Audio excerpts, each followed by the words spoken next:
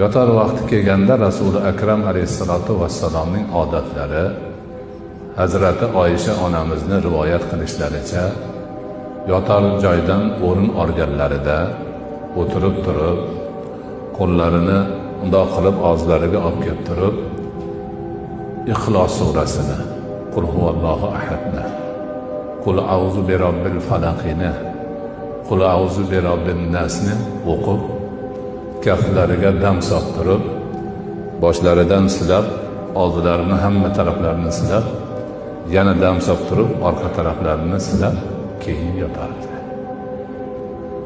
Mana shu suralarni hisn deydi, qo'rg'on.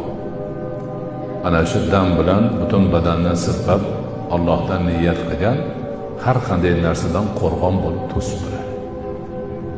Har kuni shuni qilish kerak. Tahorat bilan yotish kerak. Yotishdan oldin tahorati ketadigan bo'lsa ham tahorat qilib olsin. Tahorati bo'lsa tahoratli yotsa yaxshi. Lekin tahoratlik bo'lmasa tahorat qilib olib yotsin. Shu yotgani bilan inshaalloh bomdodgacha tursa ibodat o'rniga o'tadi yo'qsa. Chunki niyat bilan tahorat qilib duoni o'qib yotdi. Uyqusi ham ibodatga aylanadi. Qarang, qanday go'zal, qanday chiroyli.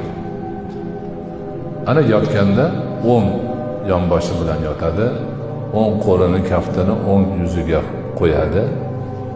Bismika robbi wada'tu jambi va bika arfa'u in amsakta nafsi faghfir laha va in arsaltaha faf'asa kama tahfazu ibadaka solihin deb o'qiydi.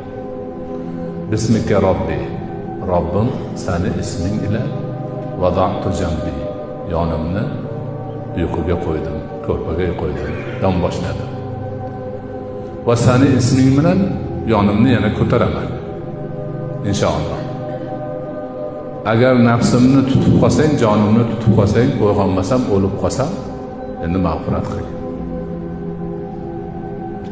Lekin uyqumdan keyin arsaltaha qo'yib yuborsang, endi boshqa solih bandalaringni qanday muhofaza qilib saqlasang, meni ham shunday muhofaza qilib saqla.